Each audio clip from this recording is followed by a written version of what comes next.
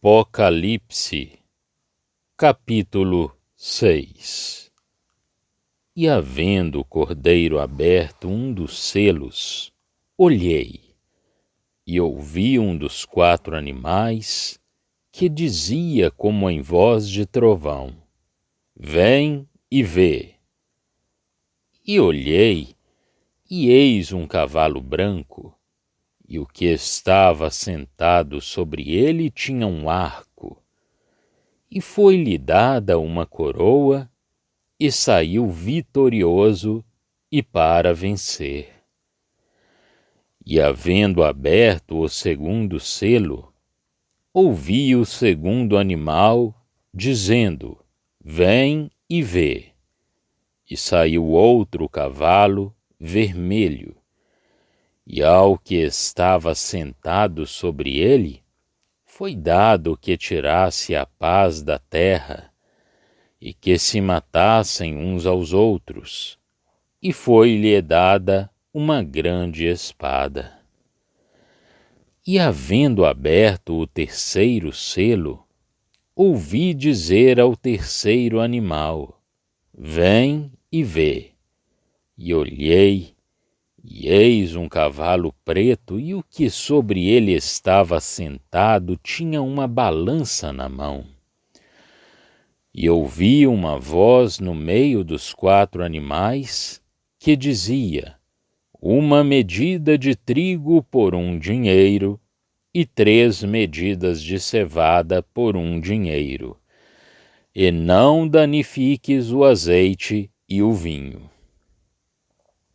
E havendo aberto o 4º selo, ouvi a voz do 4º animal, que dizia: Vem e vê.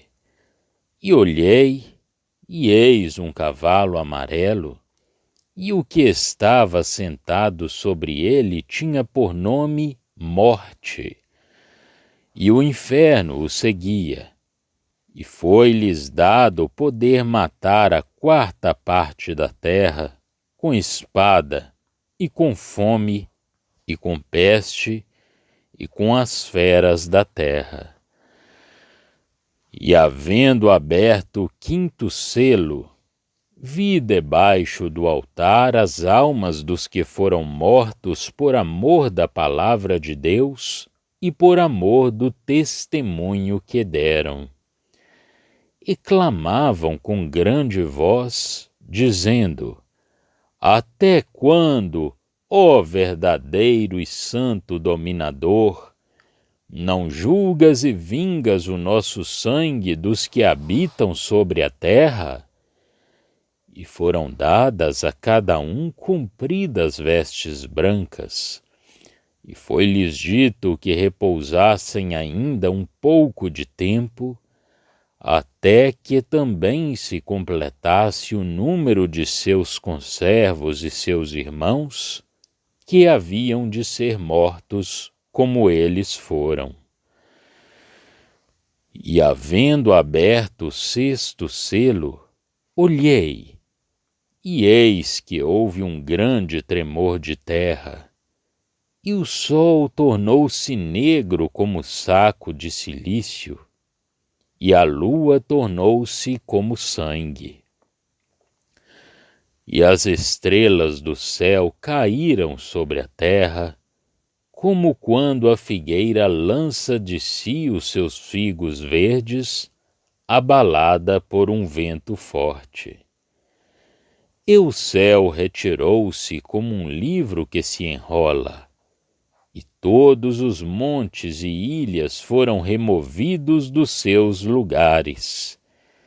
E os reis da terra, e os grandes, e os ricos, e os tribunos, e os poderosos, e todo o servo, e todo o livre, se esconderam nas cavernas e nas rochas das montanhas, e diziam aos montes e aos rochedos: Caí sobre nós, e escondei-nos do rosto daquele que está assentado sobre o trono, e da ira do Cordeiro, porque é vindo o grande dia da sua ira, e quem poderá subsistir? Apocalipse, capítulo 6.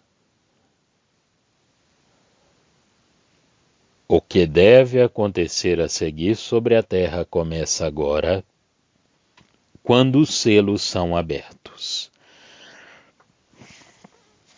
Notar-se-á agora que João, colocado no meio da ruína da igreja, nos dá, profeticamente, tudo o que se passa depois desta ficar perdida, até que Cristo venha, no capítulo 19. Nem a ascensão de Cristo, nem o arrebatamento dos santos são mencionados, exceto no capítulo 12, onde aparecem juntos. O que apresentam os primeiros selos é simples. Não há nada de novo a dizer. Em primeiro lugar, vemos ali conquistas levadas a cabo por uma força imperial. Depois vemos as guerras e em seguida a fome. E por fim, a mortandade. Trazendo consigo o que Ezequiel chama os 4 flagelos mortais do Eterno: a espada, a fome, a peste e as feras da terra.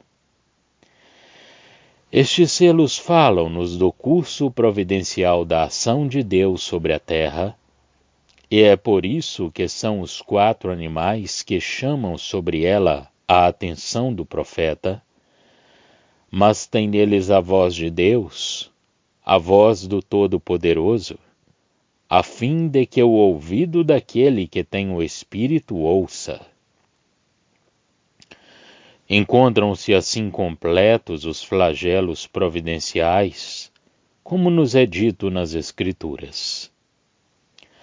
Em seguida vêm os julgamentos diretos, não sendo estes flagelos senão aquilo que poderemos chamar as medidas preparatórias. Convém fazer notar que a plenitude dos flagelos do versículo 8 não atinge toda a terra romana, porque é a 4ª e não a 3ª parte da terra que é mencionada. Os flagelos também são limitados na extensão da sua esfera. Não são universais. Os santos são aqueles em quem Deus pensa realmente e são-nos recordados antes de outras cenas serem colocadas perante nós.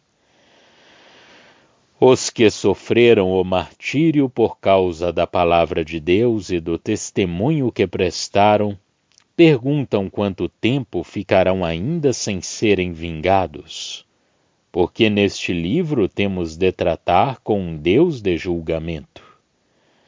O fato de os vermos sob o altar significa simplesmente que eles tinham oferecido seus corpos em sacrifício a Deus por amor da verdade.